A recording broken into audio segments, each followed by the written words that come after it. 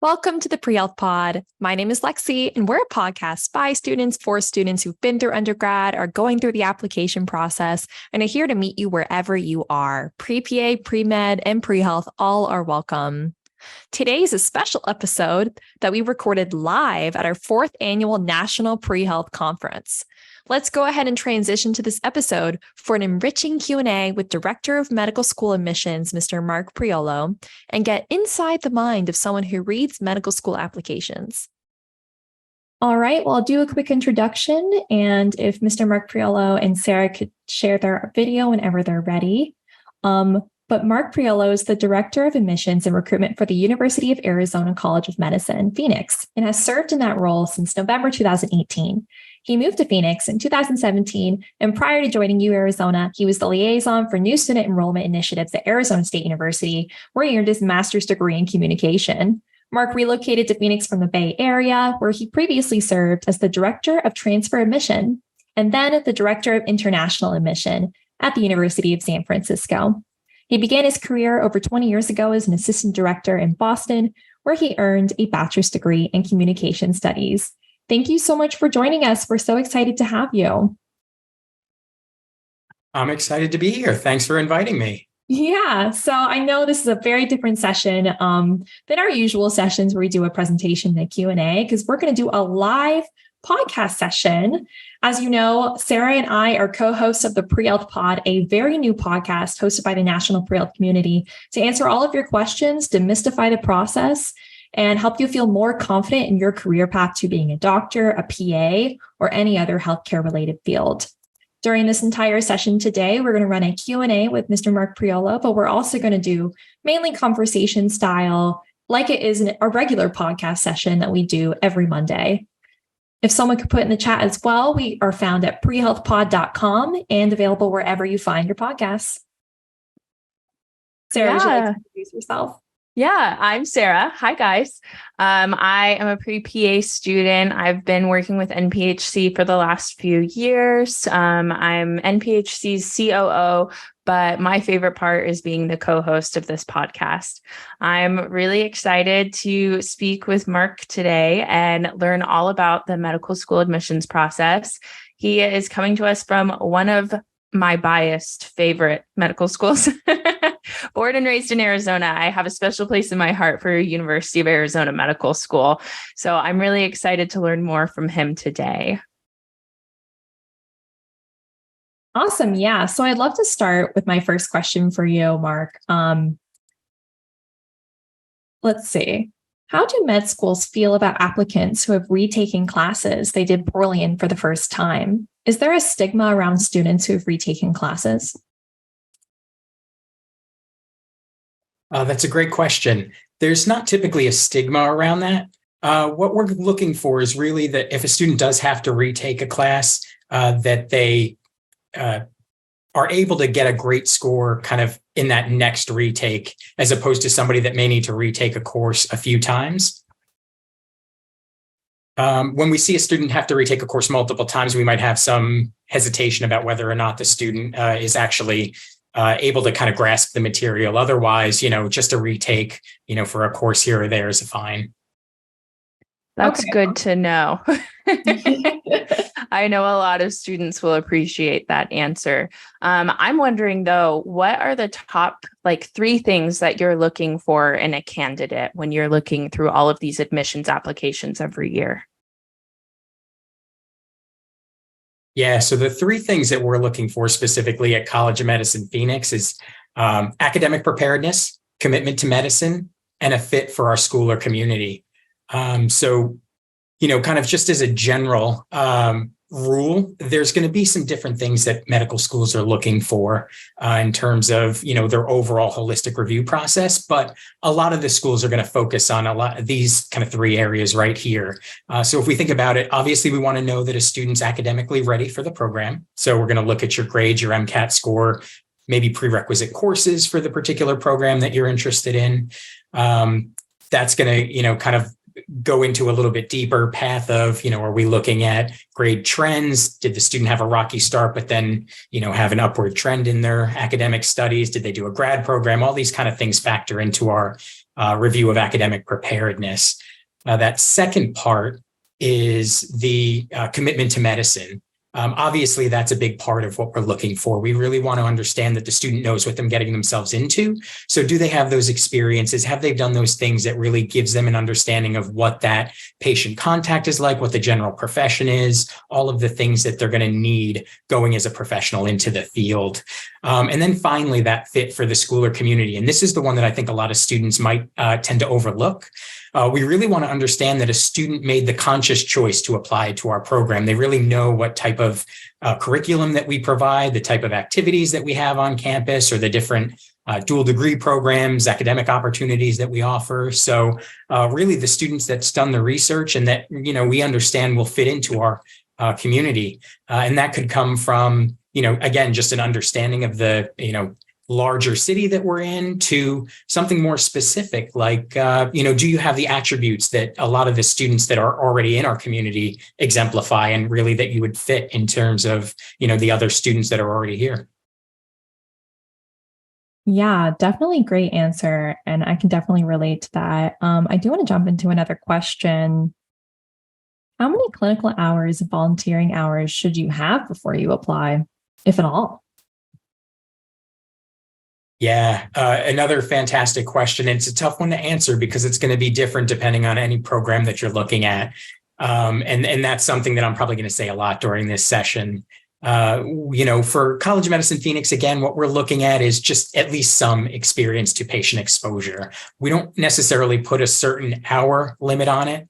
And there's a number of reasons for that. One, students are coming from a variety of backgrounds. They may not have the opportunity to do, extensive amounts of clinical opportunities because maybe they're working part-time to help fund for their education, or maybe they have family obligations, and they're only going to school part-time. Things like that really factor into our decision when we're doing that holistic review on whether or not we're going to, say 200 hours is something that's going to be considerable, or whether somebody that has 500 or 600 hours of clinical experience might be a little bit more, impressive in terms of their resume and background. So, that's where we really start looking at that individual student's experience that, really helps us within the context of the holistic review process.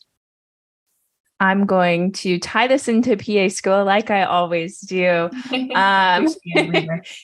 I know anytime I can find a way to tie anything to PA school, I will, because I want more PA students out there. So for PA school, when you're looking at clinical hours, every program is different, obviously, but the bare minimum that you'll see across the board is at least 100 hours of patient care experience. And they go as far as to specify this even further to saying, like, this is like being a CNA or an EMT, or in some cases, a medical assistant. This isn't scribing. This isn't shadowing. This isn't volunteering. So for PA school, the requirements are even more specific and even harder to get. So if you're really interested in PA school, you got to start that process early, because you're going to have to go get those certificates to be a CNA or an MA or an EMT. But I'm going to jump into our next question. I love this question because I feel like I struggled with this during my undergrad. Someone's asking about short clinical work experiences, like just doing a clinical experience for the summer. Is that going to look bad on my resume? Is that going to look bad in my application? Because I know this is something that I struggled with during my undergrad. I was an MA at a clinic for just the summer. And when I left in August, I was kind of torn up about it. And I was like, oh my gosh, this looks terrible on my work history. I only worked here for 4 months. So what do you think? Does this look bad on my applications? That's a great question. That is a great question. And it really goes back to that idea of context. So we really, we're not just going to look at the face value of what's on the application. We're really going to try and read a little bit deeper into it, even if you don't provide us that additional context. So if you're talking about, maybe somebody is at a university, they're taking classes, they go home for the summer. You don't live in the same place, and maybe you do a clinical internship while you're there for the summer. We understand that you can't continue doing that when you go back to school, because now you're, 100, 200 miles away. So we're going to look at things like that. If we can't make those kind of necessary leaps, or if you don't think that enough context is provided in terms of your application, give it to us. Let us know why it was such a short experience. Hey, this clinic only lets students come in here for 20 hours a week and, a maximum of 4 weeks because, they have a lot of students that are interested and want to rotate through. We can't obviously guess at things like that. So if you know that there's that additional kind of information that you can provide that'll help us, make some of those, get some of that understanding about why that was such a short experience, that's fine. Otherwise, it really isn't the length of time that you've spent in that particular activity. It's really what you got out of it. So it's really going to be how about you talked about it and that description that you provide in your application and really what comes out of it from your own personal experience and how you can talk about it. I had this exact same experience happen to me. When I started college, I got my foot in the door of my first clinical experience volunteering in a hospital. It's at Banner Desert in Tempe, if you know where that is. I was only there for a couple months and I went to study abroad and I planned on returning to volunteer because they wouldn't let you their hospital had weird requirements, but they wouldn't let you put on applications or say you could be their contact as long as you had a minimum of 100 hours. And I had like 60 at the time. So I went abroad, then COVID happened and sent me home and they closed the volunteer program. And that was such a confusing situation for me because I was like, oh, well, now I feel like I can't talk about this experience because I didn't meet their minimum requirement. But in that case, what I did is I explained it in my application. I said, this is what happened. This really introduced me to the world of healthcare and it got me a job as a medical scribe because I knew a little bit about working in a hospital. And I loved this experience so much and talking to patients every single day. Yeah, I think that's a fantastic way to approach it. Sorry. No, you're good. I was just agreeing too. And honestly, I was thinking while you were talking, Mark, you kind of touched on the importance of being able to talk so highly about something and how to show that it was important to you. And that's something that I feel like we as pre-health students overlook a lot. It's so important that you're doing things that you love so that someday when you're sitting in an interview, you can rave about that thing and you can go on and on about how great it was and how it made you a better person or how it taught you this really cool thing. And they will be able to tell when it's something you didn't really enjoy. Yeah. Oh, yeah, for sure. I want to ask this question. It's awesome. Does it look better to diversify experiences or stick with something long-term? I think I know the answer to this already, but what do you think?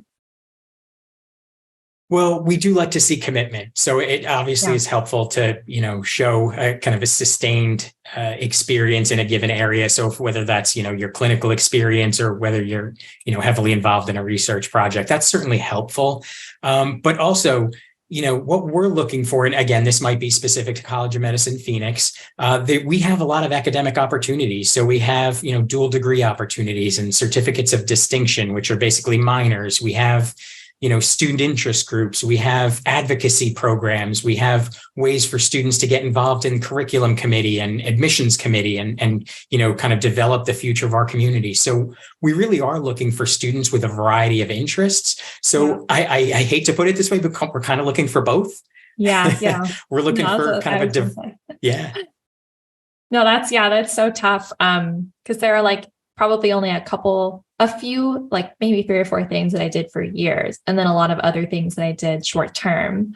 But I think, show your passion in your application, stick with what's interesting. It's okay to start off with doing several different things. I did the same thing freshman or sophomore year. And once you really find your niche, stick with it and continue with it for like ever, or like however long until you get into medical school. Absolutely. I completely agree with you, Lexi, and Mark as well. Like, you got to stick with what you love, but don't be afraid to branch out and do other things too. By branching out, I found out that I don't like research. I don't enjoy it. I don't want to do it. I will not be pursuing it. But if I hadn't branched out, I wouldn't know that. And I could have wasted a lot of time down the line trying to get into research. And I'm just going to interrupt real quick. My apologies. But that's a great perspective to have. That now that you've done that, that's not something you like. And so if that's a question that comes up in your interview and they say, hey, you haven't done a lot of research, and that's something that we're kind of, we were looking at and wondering about. And then you can tell them, hey, I tried it.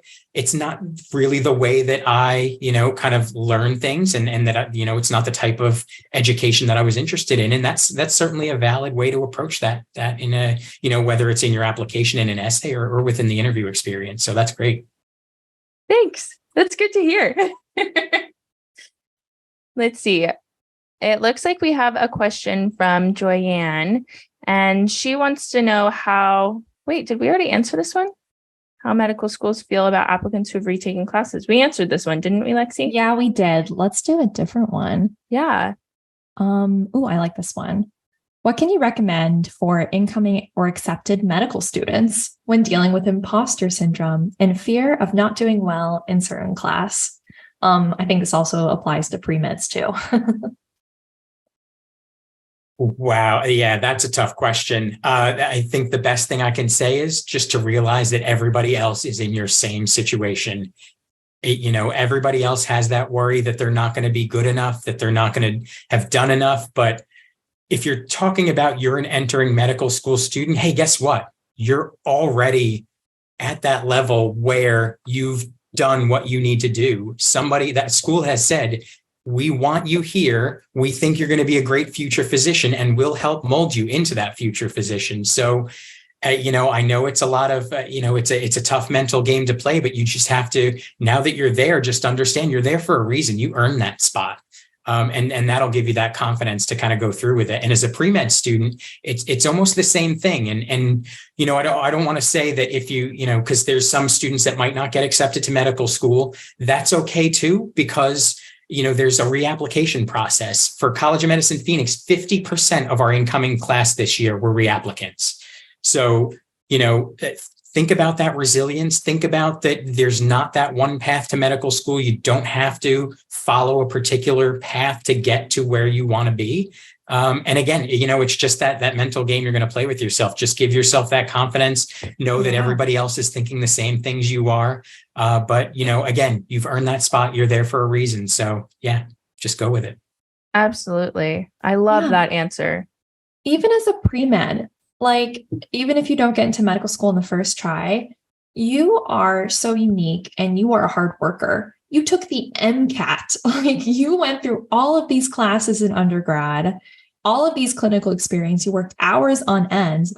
You have what it takes to be a physician if you have that confidence and that, mentality. So don't let it get you down. Keep going. And that resilience is just super key. And I love that you mentioned that. Sarah, you want to ask? Can I add on that? Oh yeah, please. Yeah, I just wanted to add two things. One, I am applying to PA school right now. I've already been rejected from one of the PA schools I've applied to. And I'll be honest with you guys, that rejection letter hits hard. It hurts, it's painful, and it sucks. But when you look at the end of the tunnel, all I can see in my future is being a PA. That's the only thing I want to do with my life. That's the only thing that's going to make me happy. So at the end of the day, if I get rejected from all of the schools I applied to this round, I will be reapplying next year. That doesn't make me a bad candidate. That doesn't make me a bad student. That doesn't make me a less than anything. I'm just going to keep applying until I get in, because this is all I want to do. So if you have the confidence in that and this is all you want, you can't let your own fears and your own insecurities stand in the way of that. You can't give up on something like that. That's too important, and that's going to matter too much to your life as a whole. I also wanted to kind of plug the podcast real quick. We are filming an episode here soon with Sarah Kubrick, who is the millennial therapist. You can find her on Instagram, all about imposter syndrome. So if you still have questions about imposter syndrome, definitely keep an eye out for that episode, because I know it's going to be great. Yeah, I'm related to that. We actually have an episode with MD PhD Penn student on staying motivated. So if you need some inspiration, and also MD PhD student Andres Diaz from University of Arizona Tucson on becoming healers, really that introspection and self-reflection on looking at the bigger picture of your life and getting into those nitty-gritty details. of who you are. So listen to those episodes for information. Not to toot our own horn, but sorry, we've got some great episodes, so you should check them out. But Yeah. I'll jump into my next question for you, Mark. I'm wondering if you can tell us about a candidate that is very memorable to you and what it was that was making them so unique.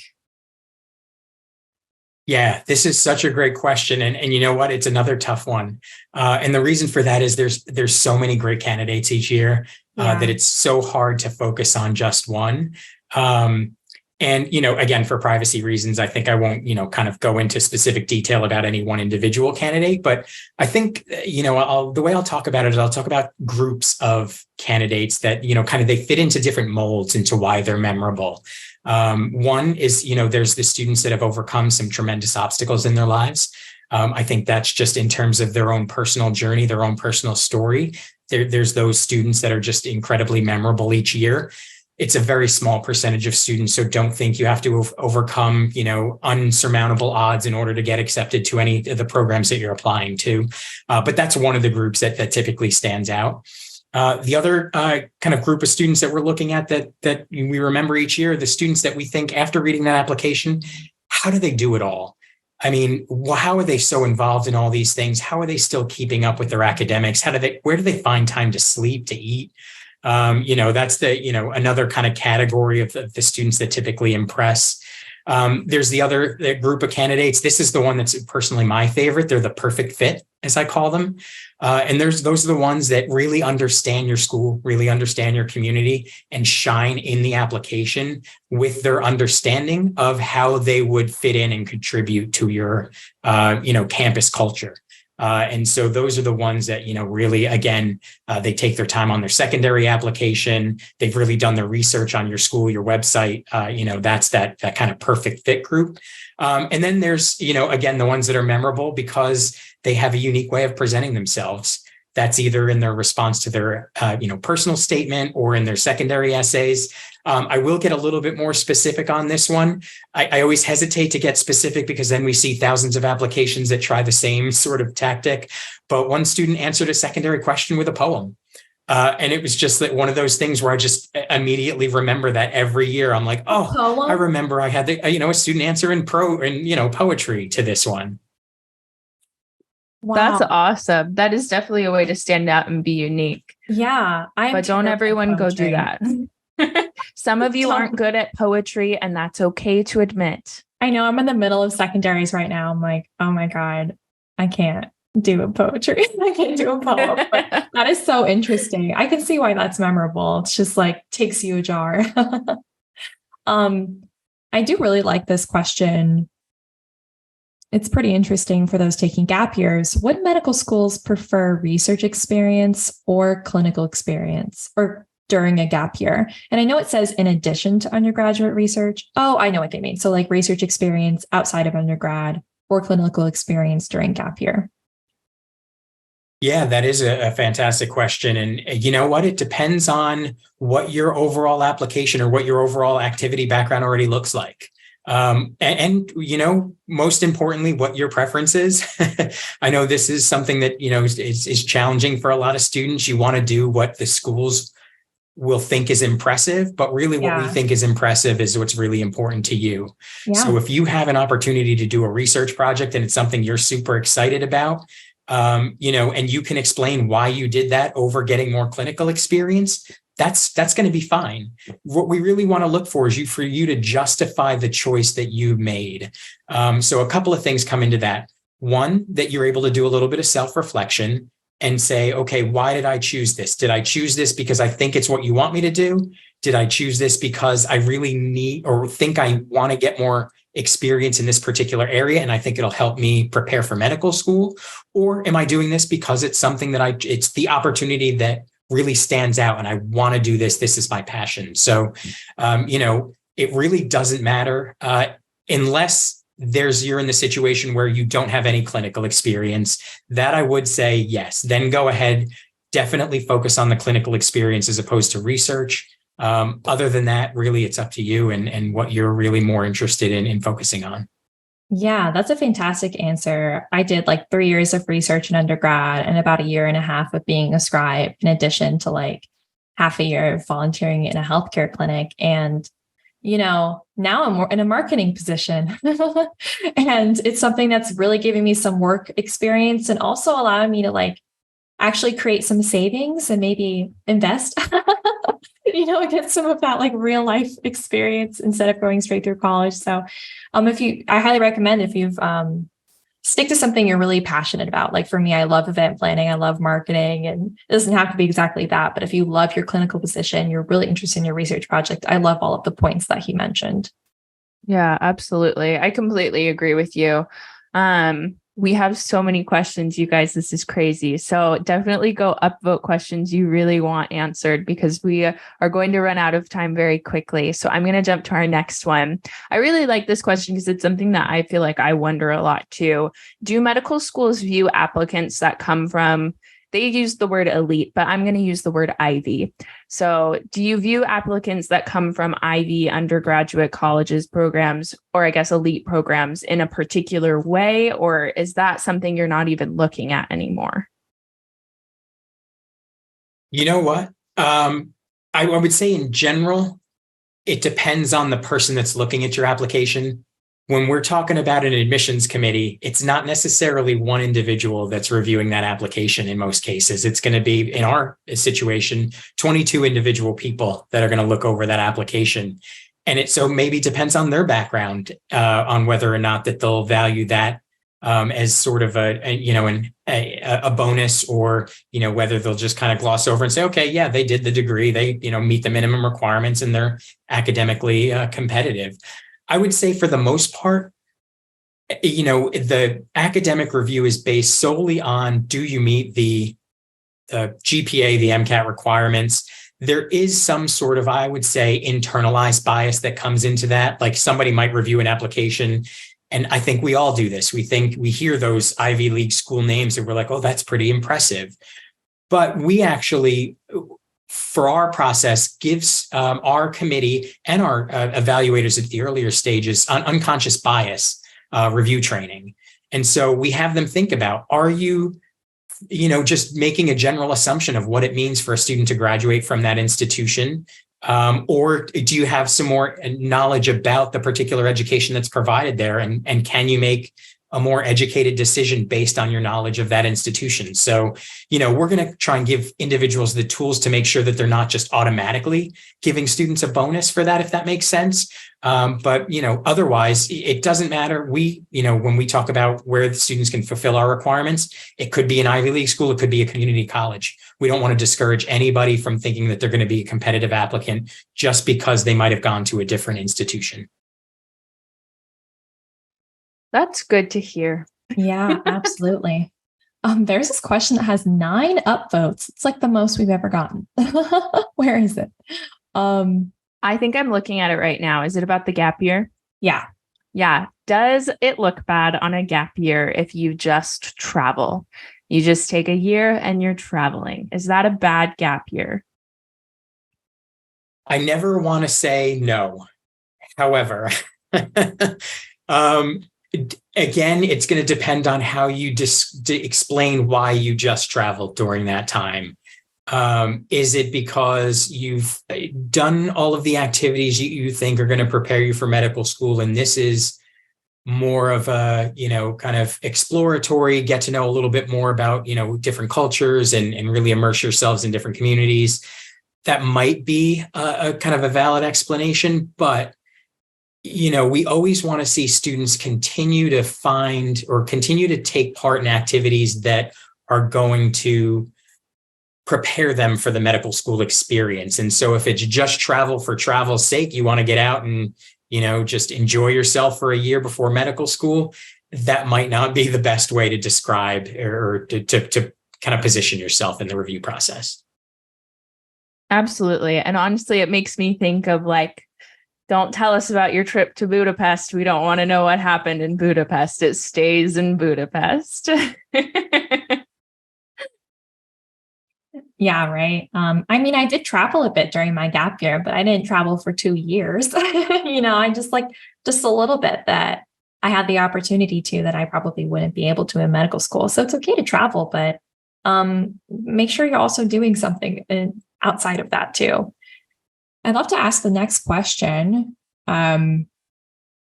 Which activities should we prioritize during undergrad that can't be done or are harder to do during gap years?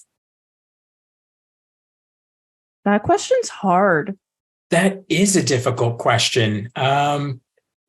I would say that the toughest thing, and that I've heard students say, is it's always tough to get research when you're not in an academic institution already.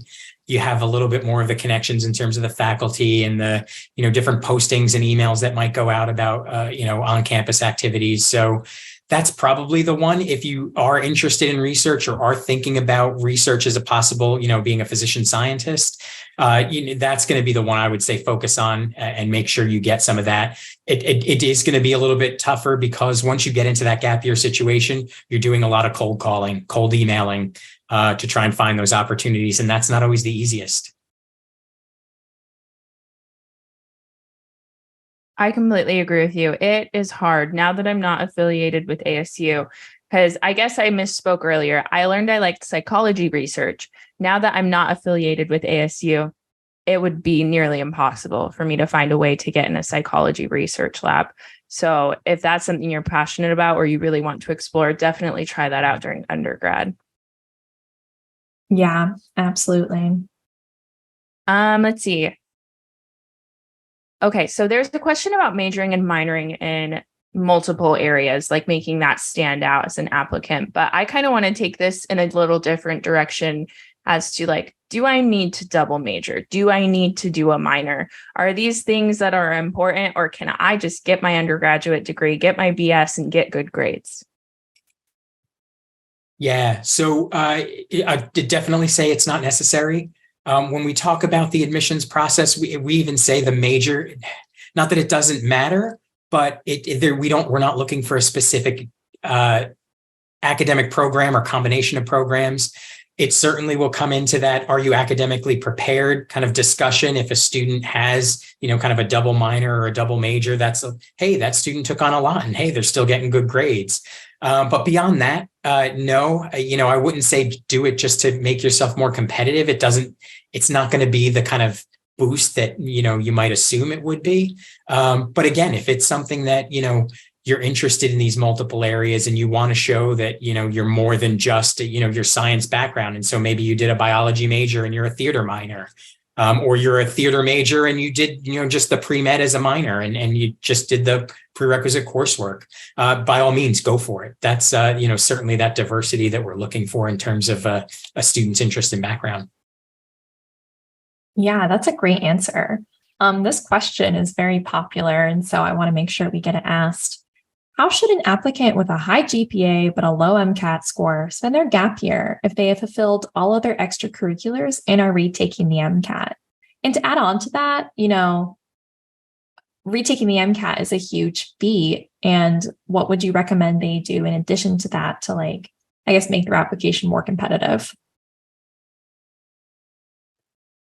Yeah, that's a loaded question. Yeah. So I think I'll tackle the first part. So what should you do when you have the high GPA, low MCAT score? What kind of activities should you involve yourself in? I think the most important part of the discussion is whatever is not going to take away from the time you need to study to retake the MCAT. All right. So whether that's, the activity, it could be community volunteering, whether it's, getting involved at, a particular group or organization, or part-time work, or if it's, just a basic shadowing experience that's only maybe a couple hours a week. Think about things like that. But again, your focus and what you want to do to improve your application, it seems like in your situation would be to raise your MCAT score. So don't do anything that's going to take away from that goal.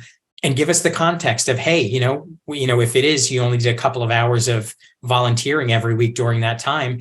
I only did it because I was focusing on that MCAT score. And hey, I raised my score 5 points, 10 points, whatever it may be.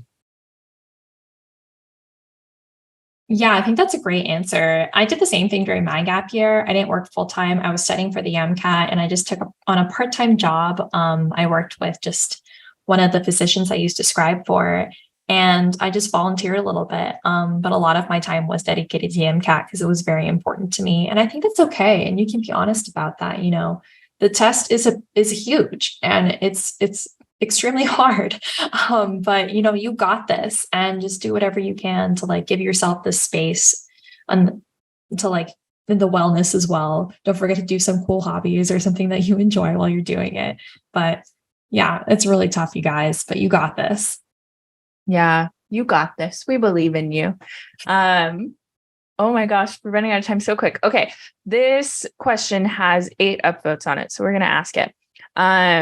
So this person is expressing some concern about how competitive the application process is, and they're wanting to know some red flags that they should avoid putting on their application versus some green flags that they should try to include. I feel like we've covered a lot of the green flags, but what do you think some of the red flags are? Ooh. Yeah, the biggest red flag for me is always the student that is, and this is it because the application process is competitive. This is something that you naturally have to do, apply to a lot of schools, but it's the individual that clearly is applying just to add another school to that application list. When you get to that secondary application, there's no connection with the community that we're in, the patient population we serve, an understanding of the academic program, the type of institution we are, where we're located, all these different things that, are going to go into the decision of where you want to attend medical school. That is probably the biggest red flag that I see every year. The students that kind of just, I'm going to get this secondary in just to get it in, just to give myself another opportunity to possibly get an interview.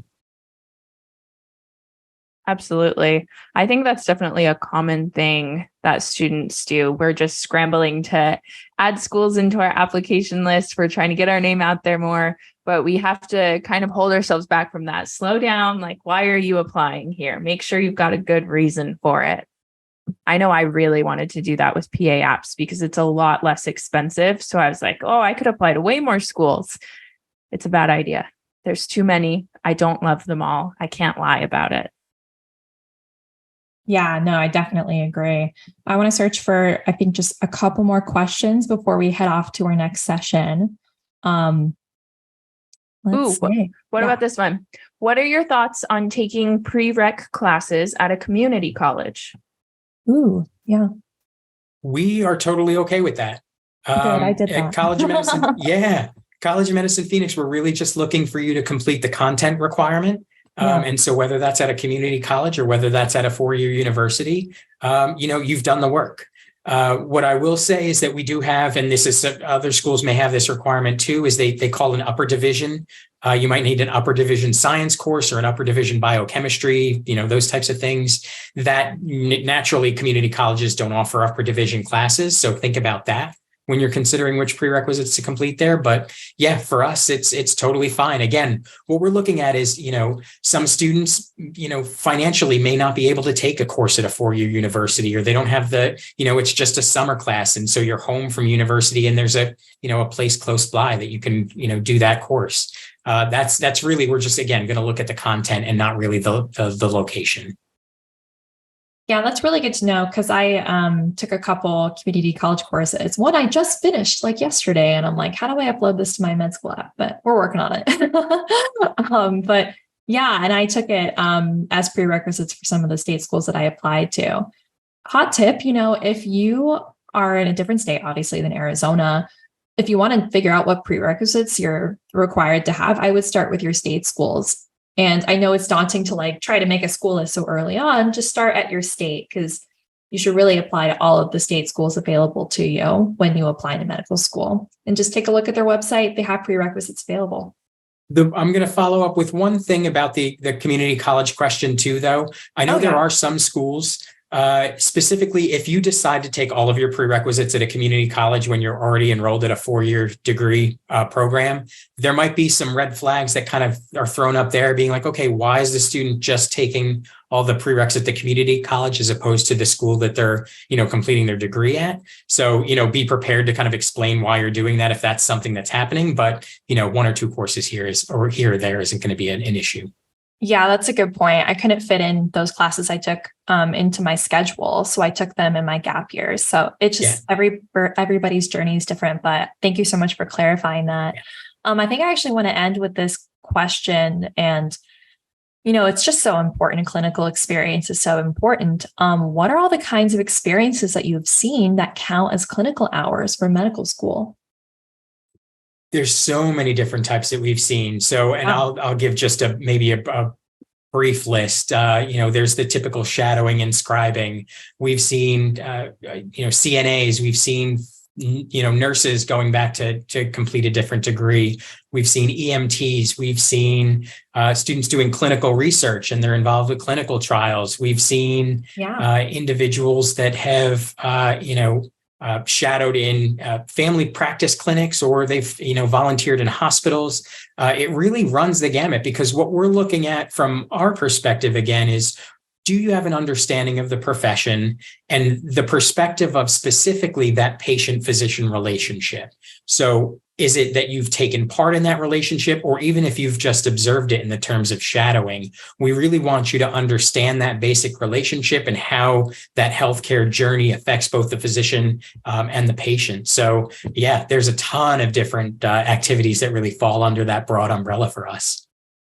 I'm going to quickly add on a sub question to this, because it's something that I hear talked about a lot.